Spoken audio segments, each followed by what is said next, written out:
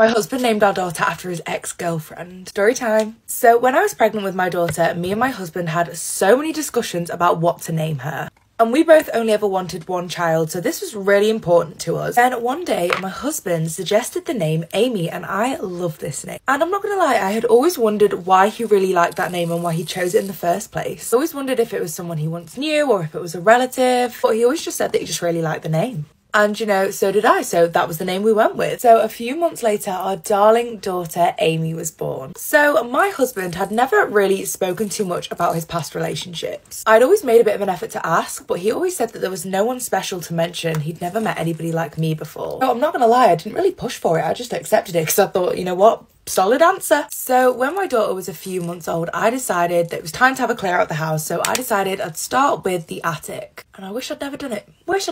I found a box of letters that my husband had written to a woman called Amy. I had found my husband's love letters to his ex.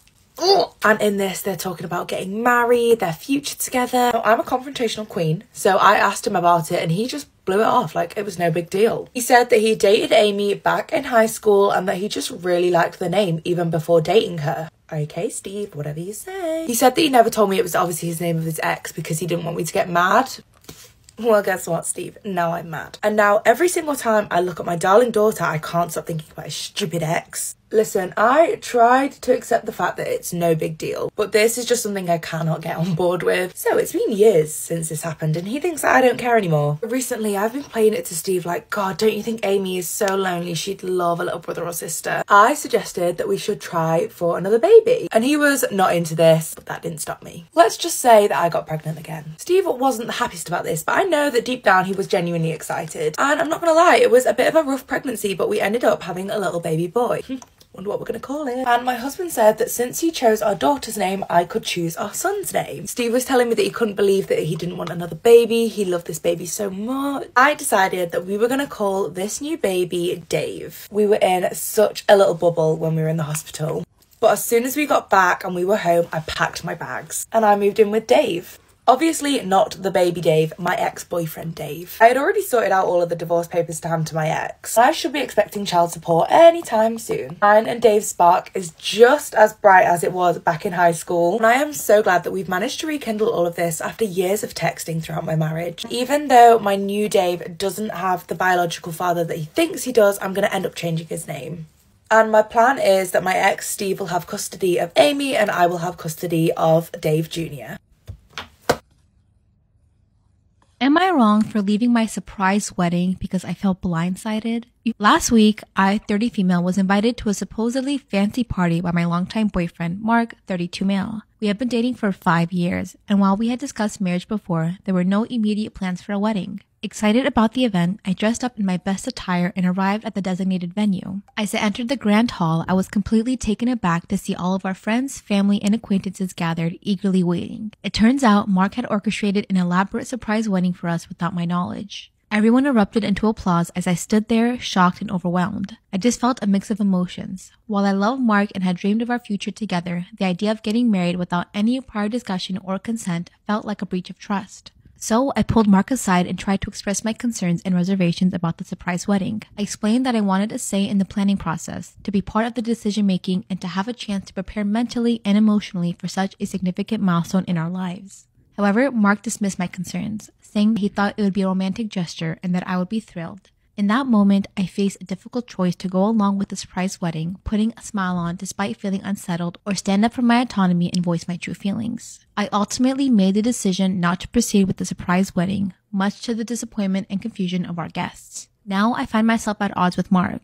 our families, and even some of our friends who believe I overreacted and spoiled a beautiful moment. However, I firmly believe that a marriage should be a joint decision with open communication and shared expectations. Everyone's excuse for this is I've always talked about marrying Mark, and again, the problem isn't marrying him. The problem is not having say in my wedding. Mark thought I'd appreciate it because I always spoke about how stressful wedding planning must be. Yes, I think it's stressful. It is, but I'd still like planning one. After this whole ordeal, everyone asked if Mark and I were ending things, in which I replied no. I emphasized towards them and Mark that I still wanted to marry him, and most feel like this is making me more of an asshole since I just wanted a perfect fine wedding. So, am I the asshole for refusing to attend my own surprise wedding even though it was intended as a romantic gesture? Am I the asshole for not supporting my dad and my friend's new relationship? I cannot believe I actually have to post something in here, but I think I need a bit of clarity for my current situation because I really don't have anyone else in real life to talk to it about. I am 21 female and attend college about 6 hours away from my hometown. Unfortunately, my mom passed away at a young age and my dad, 48 male, has been a single father to me for the past 8 years. My dad hasn't dated anyone seriously throughout the years and he seemed to constantly indicate that all he wanted to focus on was being there for me. I have always encouraged him to put himself back out there, and when I left for school, I encouraged this even more, as he would be an empty nester. Since my freshman year of high school, I've had a really close friend, 21 female, that has always been there for me, and I've spent a lot of time with. She attends a more local college that is only about 20 minutes away from my hometown. This all started this past spring break, March, when I went home and noticed that my dad was texting someone fairly regularly. I also saw the name that was texting him once and I did not recognize it, but it was a woman's name. This is not common for him, so I figured he may be finally sparking up his love life after all these years. I did not say anything about it because I didn't want to make him feel weird or uncomfortable about getting back out there. He seemed happy and I was happy on the inside as well for him. I said my goodbyes and went back to school. A few weeks later, I just so happened to be looking at my Find My Friends when I noticed that my friend was at my house. I thought this was strange since she doesn't live necessarily close by. It will sound naive at this point, but I honestly did not think that much of it. About a week went by and I decided to come home one day early for Easter in April because I just had a feeling that something was strange and to try and catch my dad off guard a bit. Everything was normal and he was very happy to see me. I was planning on seeing my friend the next day for lunch. My dad and I spent the day together and then started watching a movie. Then it happened. I saw an incoming text on my dad's phone and it was from my friend. This was all I needed to see to place the last piece of the puzzle together. My dad was going out with my friend. I was feeling pretty sick the next day, a little bit of faking to avoid the situation, and I also just felt a bit uneasy about it all. I felt like a layer of trust was broken, and the other external details, such as their age gap and the already existing dynamic, made me cringe up a bit as well. After 2 days at home, I took the next train back to school. I told my dad that I really had to ace an exam coming up, so I had to get back. I needed to leave the situation and think. After thinking, I came to the conclusion that I am not okay with this relationship. I did not want my individual relationships that I had with each blended into one. I thought it was a bit gross, and above all, the fact that they knew they had to be sneaky validates my feelings that they should know better.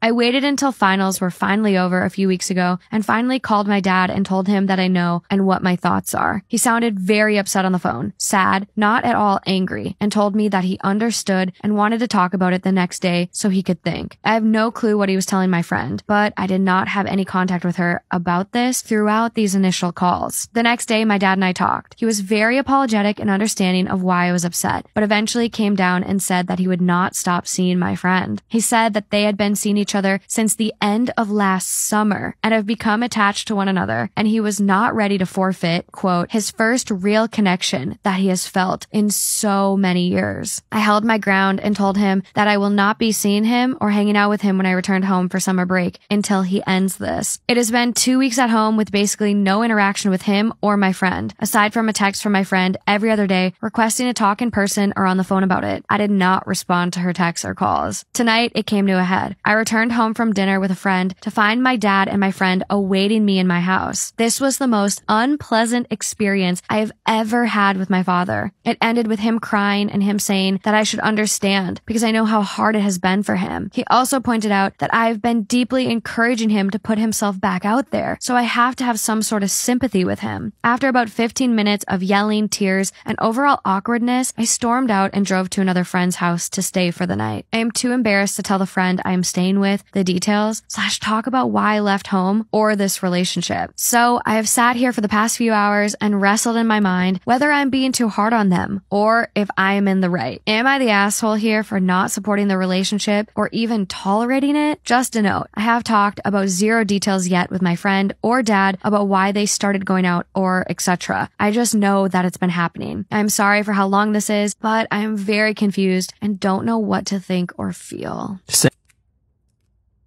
Am I the astronaut for telling my ex-wife that being a part-time dad has been the best year of my life? I, male 36, met my ex-wife, female 33, when I was 25. We fell in love and the children came sooner than we planned, but it just happened and I love the hell out of my children. Female 9 and male 7, 5 and female 5. The first few years of our relationship were great, but then it wasn't. Looking back, it wasn't anyone's fault. We just became very different people. After female 5, our sex life became non-existent. It felt like, for my wife, the purpose of effing me was done now that we have 3 beautiful children. After 3 years, we started having sex again in the form of Mercy handies in bed. It wasn't enough for me, but she told me that she is tired and busy with 3 small children. I was tired too, but I was more than prepared to make an effort to make plans and time for romance. Not only sex that suffered, but even intimacy and romance. I had a vasectomy, so ex-wife didn't need to take unnecessary hormones because we were done having children. When it started affecting our children, seeing us very irritated and cold towards each other, I thought I should man up and pull the plug. We haven't been happy or intimate since before our second was born, and we haven't had real sex since we conceived our youngest. We should have ended it way earlier, but the guilt of breaking the children's home was heavy until I noticed that our home was already broken and my children aren't stupid. Not to see the sellotape we're trying to hold it together with. I asked for a divorce. Everyone told me I was mad and to think about the children, and it was very hard in the beginning, yes. I left the house for my ex. I rented a 2-bedroom nearby and we started doing 1 week each. I was positively surprised at how much happier the children became seeing me happy and not easily irritated and brooding. I started seeing my girlfriend, female 40, about a year ago, and what was thought to be a casual one-time thing turned out to be the love of my life. She is amazing in every aspect, kind, loving, successfully funny, and so effing beautiful. She's child-free, and she was happy that I was done having children. On my child-free weeks, I can just be with her, just being me. Late breakfast in bed, morning sex, wherever I want in the home. I know it makes me sound like a selfish douche, but on my weeks, I give 100% because I'm content and happy with life. She has met my children too, and they adore her. Or why this lengthy background? I'll tell you. My ex and my ex-mother-in-law and my own mother behind her have been hinting that maybe we should get back together now. The children are older, we are less tired and much happier now, so we aren't going to fight all the time like we used to. She wants a real relationship too, and she will give me as much sex as I wanted. Wow, is that really what she thinks I want? More Mercy F's for my sake? Think of the children. Ex is tired of being a single mom while I'm playing a bachelor every other week. Give them their old safe home back. No need for hopping from place to place.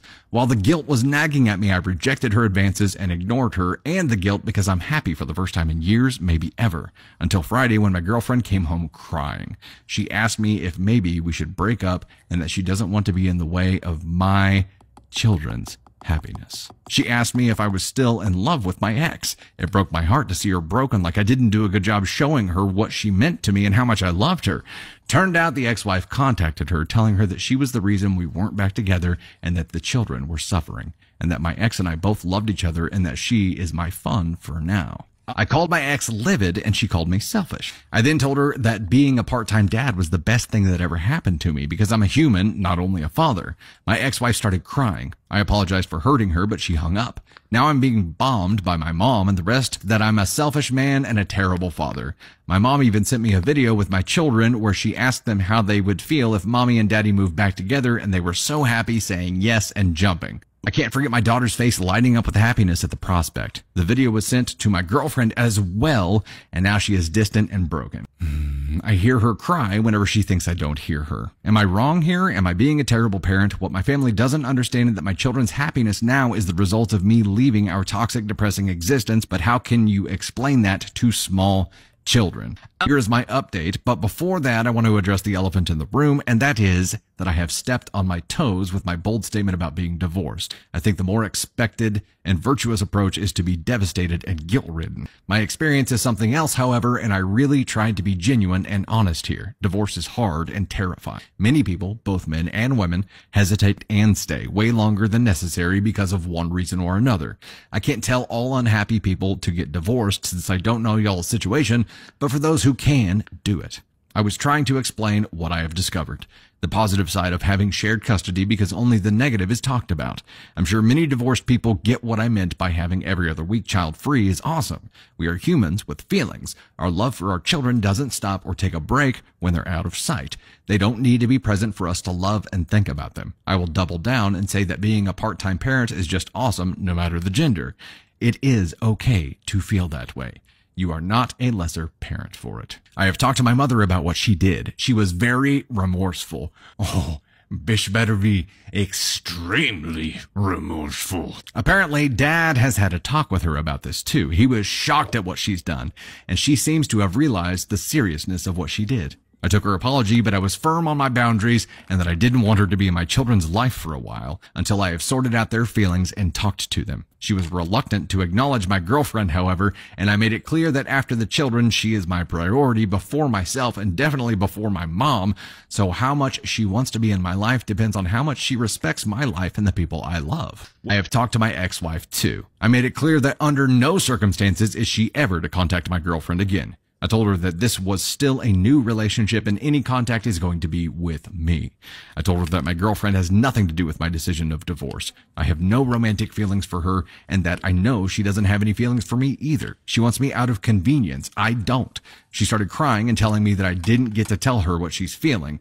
I agreed and apologized. I told her that I will only speak on my behalf. I want us to be friends and to raise our children to be great people, and they're on the path to becoming that. I don't want them to be used as pawns in this sick game that she and the mothers are playing. I will not allow it, and I will do whatever it takes to protect them. I suggested that we can start family therapy because I needed her to understand the turmoil her and my mother put our children through. I never want that to happen again. She told me that she didn't want my girlfriend to be in their lives yet because she didn't know her. Fair enough, but I reminded her that our agreement is that when a relationship is serious, that's when we introduced our new partners to our children. And this is going to happen eventually, so she better get used to it. I also talked to her about me not going to take her workload on her weeks, meaning that I won't be dropping by every morning to wake up the children and take them to school. She will have to start waking up in the morning like any other parent out there. Oh, wait, he does that? He was doing that? About the food, I will always send home cooked food with my children on the weeks that they're with her because I know that I can't demand her to cook, but at the same time, I don't want my children to eat junk food. About me mentioning that her home is a pigsty. Oh, you mentioned that? I know that my eldest daughter has mentioned that it wasn't always pleasant at mommy's house, but again, now I don't live there to clean. I can't demand my ex to live in a way that she doesn't want to. I have, however, offered that the Fridays my children go home to her to spend the week, I will send a cleaning service so the children have a somewhat clean environment. She agreed. She was angry about having to wake up early because she usually starts work at 10 a.m. I guess she'll just have to adjust. About my girlfriend. We were supposed to spend the coming weekend together with the children, but I will respect my ex-wife's wishes for now, at least until we have gone to some sessions with the children and I can bring it up again. She is spending the rest of this week with me, however. I know that she feels guilty. I have tried to explain that she has nothing to do with whatever happened and that she was dragged into the situation without any reason because with or without her, I would never go back to my old life. That I left this marriage before I even knew she existed. I don't know if she believed me or felt reassured. She just said that she loved me. I apologized to her and I will try to make her feel comfortable with me again. I guess this is one of those tests that relationships hit, and we shall see if our connection is strong enough to overcome this. I think it is.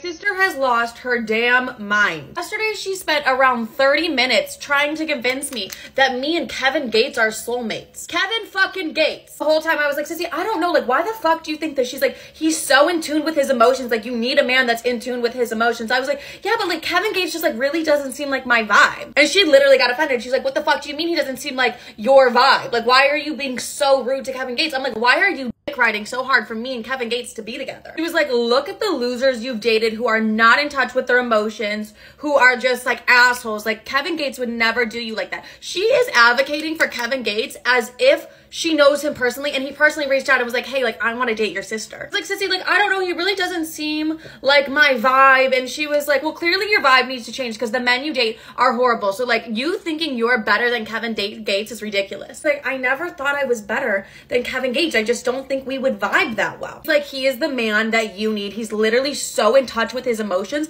How the fuck aren't you gonna vibe with that? I was like, first of all, how does she know so much info about Kevin Gates? I was like, I don't know, Sissy, like, didn't he go to prison or something? And she was like, who the fuck are you to judge? I was like, oh my God. I was like, yeah, but like all rappers like literally will cheat. Like I cannot date another cheater. Says like I literally can't deal with that. And she was like, you're literally just assuming. You hate when people assume things from you from the internet. So why are you assuming things about him? I'm like, oh my God, she really wants me to date Kevin Gates. She just kept being like, you literally need a man like Kevin Gates in your life. Like if you're going to be in a relationship with somebody, it should be Kevin Gates. It's like, Sissy, Kevin Gates, who's like 2 phones, one for the bitches, one for the hoes. You think that's my vibe? She's like, yes, absolutely. Like, he's so in touch with his emotions. Have you seen any of his interviews? I'm like, no, I haven't seen any fucking Kevin Gates interviews. I don't know what you do in your free time, but I'm not watching Kevin Gates like that. She was like, he is the perfect man for you. I'm like, Sissy, he literally goes out all the time, like is in the club. Like I like to be in my bed. Like I like to be at home. Like we would really never I'm trying to anything to just be like, drop the Kevin Gates. She's like, you're just assuming all these things about him. You don't even know him. I'm like, bitch, you don't even fucking know Kevin Gates. So like, why are we arguing about him? Like, I just think you need to be more open-minded. And I think Kevin Gates could be really good for you. And if you see me popping out with Kevin Gates, mind your business, okay? Maybe he is my fucking soulmate.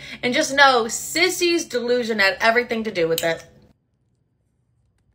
Story time about how I found out that my best friend screwed my boyfriend. So a little background information. This happened whenever I was between 16 and 21 years old and I was a sophomore in high school. During the summer just before school started, my boyfriend Ryan moved to town. But sadly, whenever he moved here, his mom passed away, so he ended up missing the first 2 weeks of school. Fast forward, Ryan comes to school and he ends up becoming best friends with my guy best friend, and him and I had a bunch of classes together, so we would talk all the time. Obviously, this led to me having a crush on him. So him and I end up dating, and that's whenever we switch lunch tables to sit with my other friends. And then fast forward about 2 months into Ryan and I's relationship, my ex came to my house the one night and he SA'd me. The next day, I told my boyfriend what happened and he agreed that it wasn't my fault, but he said he would need some time to get over it. Fast forward, we end up moving on and we did the nasty a few times. And then my best friend Maddie told me the only reason why he did the nasty with me was because he felt like I was more experienced than him. So I end up breaking up with him because I felt like he deserved better than me. He ended up never speaking to me, but later on I heard a rumor that somebody saw Ryan and Maddie together. So I confront her about it and she told me that she was just comforting him after what I did to him. Isn't it funny how there are those friends who go to comfort your ex during the breakup instead of you? A little sus if you ask me. Fast forward 5 years later, he comes into the place that I work. And my work best friend Ashley gives my number to his friend to give to Ryan. So I texted him that night and then I woke up the next morning to a text that says, who is this? And then over that weekend, we ended up like reconnecting. Then a month later, I got kicked out of my house and I moved in with him. And plot twist, 8 months later, one thing led to another. He proposed to me. And then 5 months later, we also ended up moving into a bigger apartment. Well, I ended up buying him a new phone. And that is whenever I saw text messages between him and Maddie. And they weren't just messages. These messages were very spicy.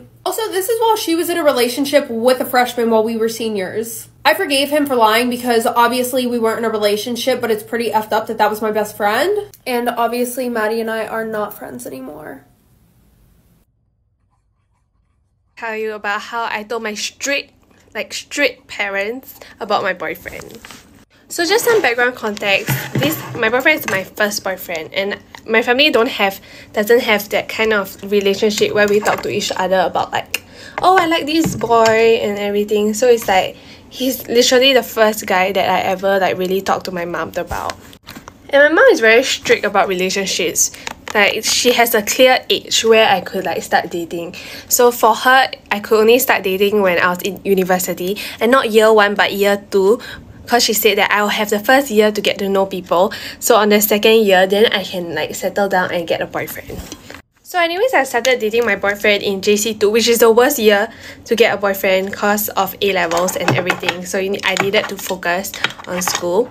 And I got together with my boyfriend around July. Yeah, in July. And we didn't tell anyone about it.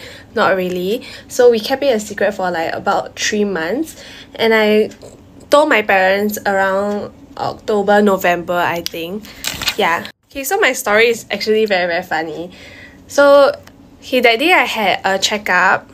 I can't remember for what, but I had to draw blood. And the thing about me is that I have low blood pressure. So whenever I draw blood, I faint or like go through something. So anyways, that day, I I took my blood. Then after that, I had a whole like fit or something. I don't even remember it, but because I completely blacked out and I had seizure or something, right? Then they had to rush me to this room to like check my heart and everything and make sure that I'm still alive, basically, I think. So after that, I made out fine. I made it out fine. I'm okay, as you can see. Me and my parents went to lunch and we were just like, oh, so thankful that I made it out fine. And then I was like, oh, since they are so thankful that I'm alive, right? Now is the best time to tell them that I have a boyfriend because they can't get mad at me because they're just happy that I'm alive. So I just suddenly in the middle of eating, I was like, oh ma, I have a boyfriend. Oh pa, I have a boyfriend. And then my parents were like, so shocked, but they were so emotionally drained from the fact that I almost, like something almost happened to me, that they couldn't even get mad at me because they were just like so emotionally overwhelmed by that. Okay, I actually feel quite bad about it because I was like taking advantage of my parents' care for me.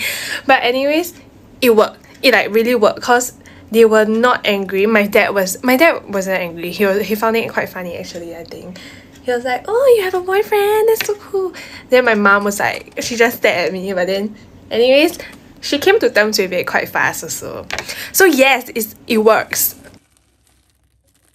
We have to start listening to what men are saying instead of believing their actions. Let's talk about it. But Marissa, actions speak louder than words. No. Because here's what happened to me. I was seeing this guy, or I thought I was seeing this guy. We were sleeping together on a regular basis, right? And he kept telling me, I don't want anything serious. I don't want a girlfriend. But he would send me playlists. We would go on long walks together. We would go on long rides together. We were together all the time. He would text me all the time. He would get jealous when other guys would pay me attention. So in my head, I'm like, okay, well, he's saying this, but he's doing this. So that must mean that he likes me and wants to be with me. No! Stop being delulu. So when things ended, I'm not that delulu. And I was like, okay, I wasn't necessarily shocked, but I was just like disappointed because I'm like, okay, actions speak louder than words, but your actions are telling me that you want to be with me and you want to be a boyfriend, you're doing boyfriendy things, but I'm not getting girlfriendy vibes. But this is a habit of mine, okay? I fall into this pattern of, well, you know, it's like he's just not that into you. It's a movie, and it's a movie for a reason, but I am stupid, and I want to believe someone's actions. So when they're treating me like a girlfriend, I assume that they want to be my boyfriend, but that's just not the case. So when me and this guy break up, what do? I go to my brother. I'm heartbroken. I'm like, I need to stay with you for a few days, and he lets me because he's my brother, and he loves me, and I love him. Do we have a little bit of a complicated relationship? Well, if you ask me, I would say yes. But if you asked him, he would probably say no. Don't get me wrong. I love my brother. I am literally his biggest cheerleader. But do my parents favor him? Yeah, just a little bit. Has that given me some insecurities over the years? Just a little bit. But I am happy-go-lucky. Nothing is wrong in my life. Everything is fine, little sister. But when I get my little heart broken, I need to go stay with him. Now, also needs to be mentioned that my brother is very protective over me. All his friends, all his coworkers, stay away from my sister, blah, blah, blah. Now, they might feel obligated to stay away from me and not flirt with me, but that does not mean that I will not flirt with them or go near them. And there's one of my brother's coworkers who is so very good looking. And the last time I saw him, I was like, no, I have a boyfriend. But now I don't have a boyfriend. And he sees that I'm upset and he tries to cheer me up and make me happy. And he's like, what would help? And I'm like, honestly, go on a road trip with me right now. That's what would help. 100% thinking he's going to say no, but he actually says yes. But during this road trip, I'm doing the same thing. He's telling me one thing, but his actions are another. And I'm believing his actions, and I have to stop myself and be like, no. You believe what he's telling you. He's telling you nothing can happen between you two. Your big brother would kill him, blah, blah, blah, blah, blah. I need to stop listening to my stupid dumb heart and just think with my brain and go back to be happy-go-lucky. That's what's expected of me, so that's what I need to be. Sometimes being happy-go-lucky and being the person that is there for everybody sucks. Like, who is there for me? You know?